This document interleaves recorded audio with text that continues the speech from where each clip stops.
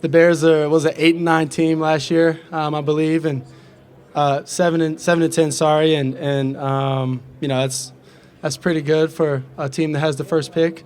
And they got a good defense. They got good players on offense, and it's pretty exciting. If you could go into a situation like that. Yep. Whole lot of dominant quarterback play? No, not at all. I don't compare myself to the other guys, that's there or been there. I think I'm my own player, and I tend to like to, create history and rewrite history.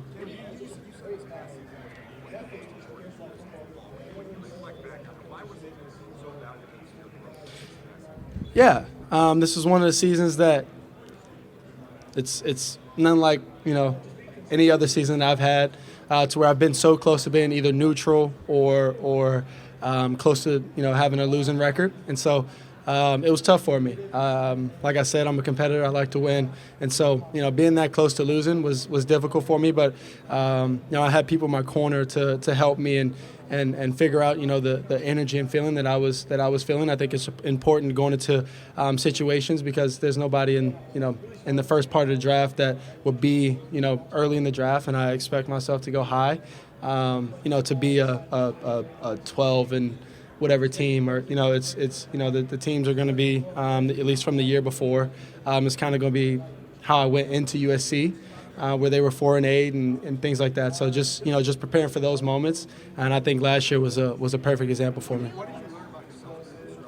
Yeah, I learned either you grow from something like that, and Lincoln sat me down after maybe our loss to Utah, I believe, and he sat me down and he said either you grow from something like this, or you keep feeling this feeling and you'll stay where you are. Over my what? My height? It's the first time I'm hearing about my height and size. I'm around Aaron Rodgers' size and maybe weight too. 215, 220, and 6'1", 6'2". So. What went into the decision? You talked about you and your team decided you're not going to do some of the things here for the medical stuff. What went into the decision to not do that here? Yeah, so for the medical stuff, I'll be doing the medical stuff, just not here in Indy. I'll be doing it at the team interviews. Not 32 teams can draft me. There's only one of me. And so the teams that I go to for my visit, those teams will have the medical, and that'll be it. I didn't feel the need to go out and throw. I played around 30-some games, I believe. Go ahead and go watch real live ball of me and see how I am as a competitor.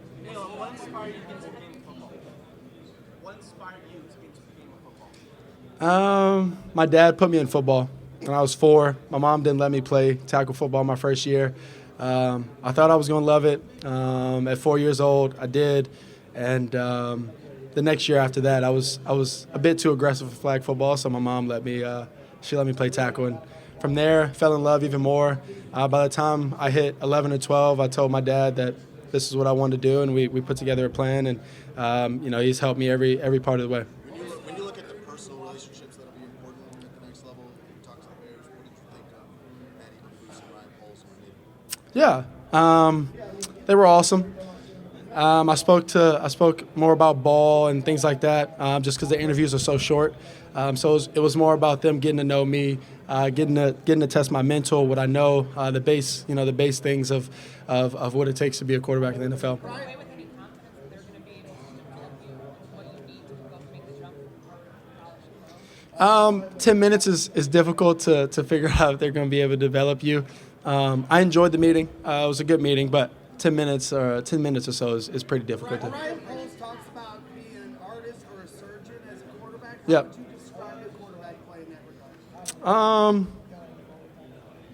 He does. He does. You know, I've actually heard that about the artist or surgeon thing, and I like to think that when it's time to be surgical, you know, it's time to be surgical. You know, there's been many games where it gets late in the game, and I've ran or scrambled and you know, threw a crazy pass. That's been the artist, the magician.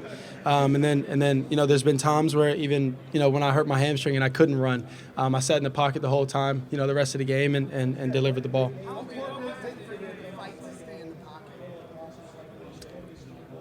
It's important to be in the pocket. It's part of the game. It's also important to be out of the pocket and just be, you know, just as good as you are in the pocket and out of the pocket. What are you looking to find out? What am I? Sorry, repeat. Yeah, you know, it's like I've said before. It's familiar. It's hometown, as everybody knows, and you know, it'd be really cool to be back there and experience that.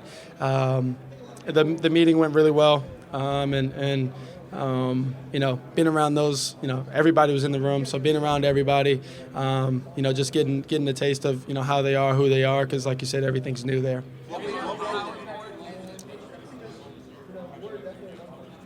Yeah, the Patriots were cool.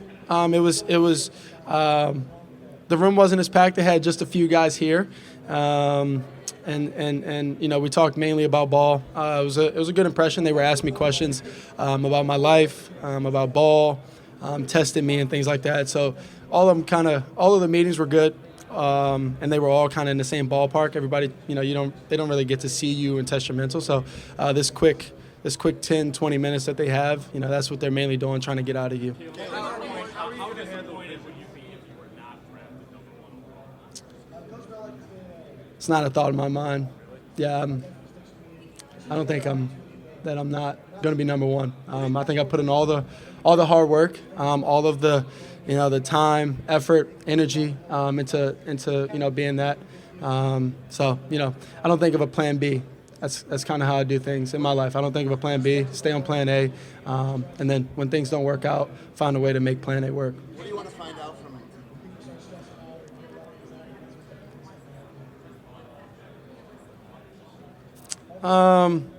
I plan on visiting a good amount of teams.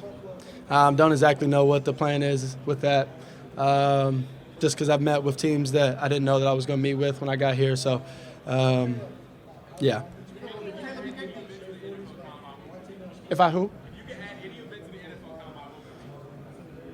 Oh, wow. Wow. I'd add a swimming contest. It's my second sport. Birds, government related. Yeah. A who? I've never seen a baby pigeon. Yeah. Yeah.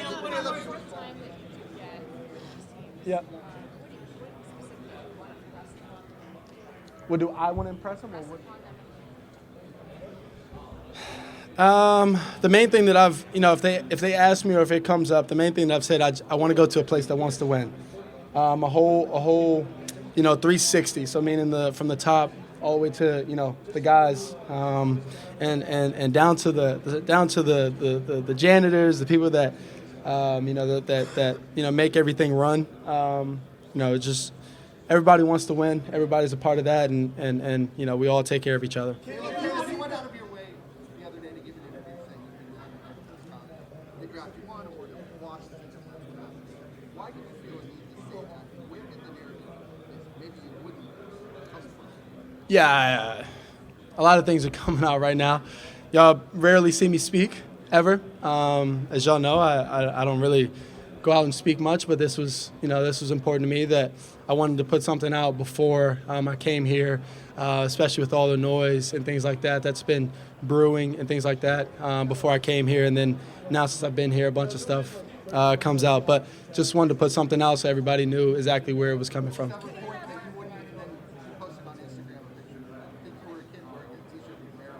Yeah. No, it was not intentional. I didn't see the bear on the front, but you know, it was kind of funny when I saw the reports about it. You've received a lot of criticism when you showed your emotion with your bear. Yeah. What would you say to the people that were taking shots at that, and how that made you feel, that period?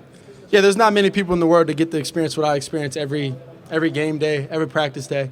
So it kind of goes back to, it always kind of goes back to that for me.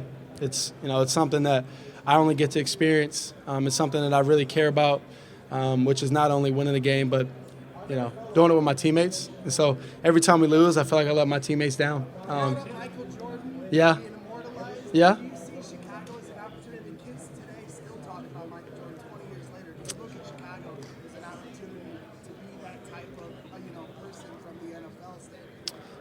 I'd say anywhere I go, that's my standard. That's what I play for, as y'all saw. Like I said, don't play for fame. I don't play for money. I don't play for jewels and things like that. I don't. It's just it's to go out there and win as many games as possible, be the best that I can. My plan is if I can be my best and play as many games as possible at my best, I think I can reach certain points like that. What do you think when it comes to your leadership? What do you sense is the next jump for you when you feel like you're a pro lot? I wouldn't say that I necessarily feel as I need a jump. I would say there's small things that you may need to correct or adapt to going into an NFL locker room where, I'm 22 and people have kids and they're, ranging on 35 and things like that. So I would say just adapting to the situation. I'm understanding what the team needs from me and going about it that way.